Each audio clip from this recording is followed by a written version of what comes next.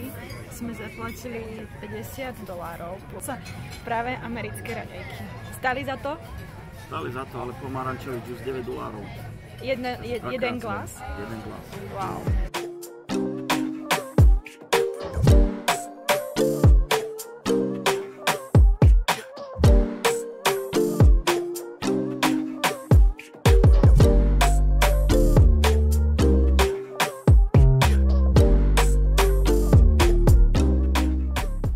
Dobré ránko z pondelkového New Yorku.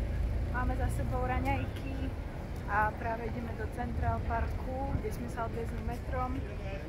Dnes sme sa opäť zobudili o 4 ráno, takže jetlag stále trvá. Dnes je citeľne viacej ľudí v meste a je aj citeľne chladnejšie. A ešte očividne dávajú preč záterasy zo včerajšieho newyorského maratónu.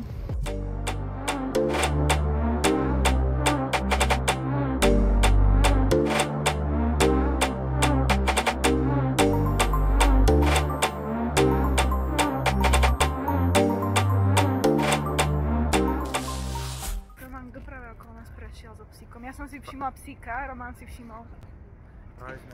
Ja som si všimol Chrisa Creedera, útočníka New York Rangers. Zvenčil svojho psíka, že vieme stretnúť aj profikov a hviezdy. Mal pekného Prvá psa. hviezda dneska. Mal pekného psa. Ale naša misia bude splnená až tedy, keď tu stretneme Taylor Swift.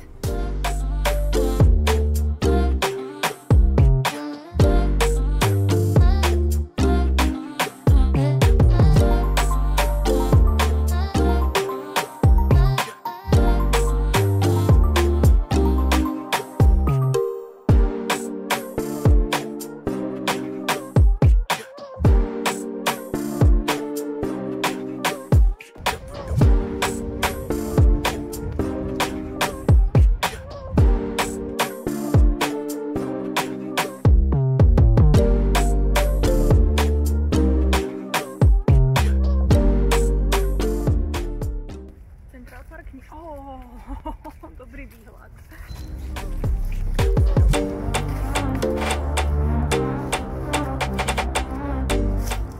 Roman povedal, že mu to tu pripomína Trenčianske Teplice.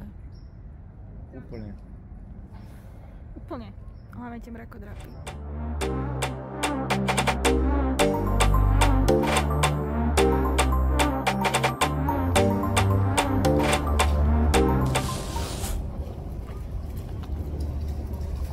Roman ho vyplašil. Central Park nie je pre nerozhodných. Pozerám sa na teba, Roman. Pretože je tu toľko cestičiek, kde si neviete vybrať, kadeľ ísť. A všetci tu chodia s tými medailami z maratónu. Trapné. Prosím vás, oni tu majú normálne, že urobený umelý zámok. Tí Američania.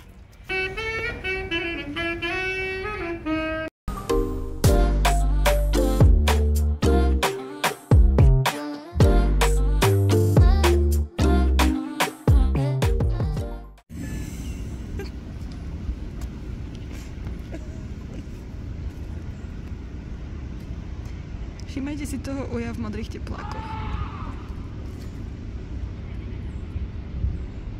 Beha po parku a stále kričí energy, energy.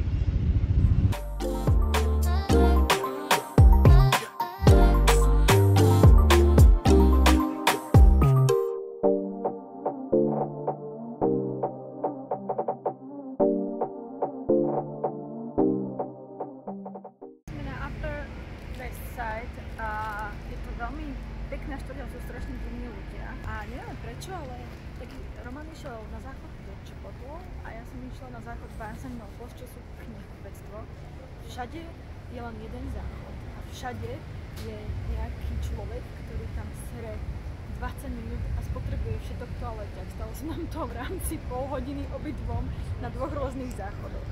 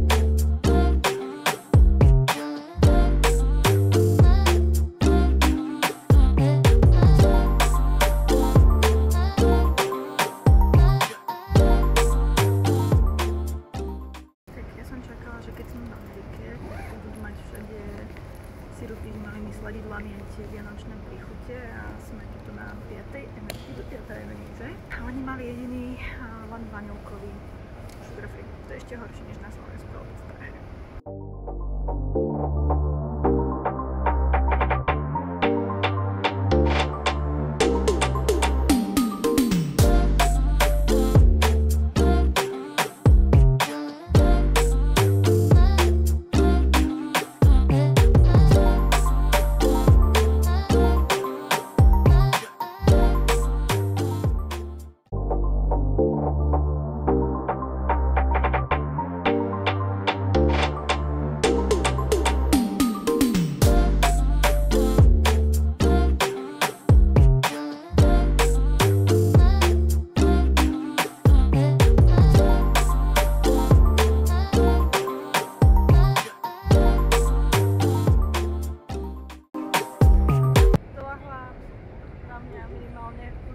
Jetlag, takže dneska to bolo cez zaťaté zuby, úplne mi tlačí oči na spánok, takže dneska ma to dobehlo a obidvoch nás strašne bolia nohy, pajdáme už.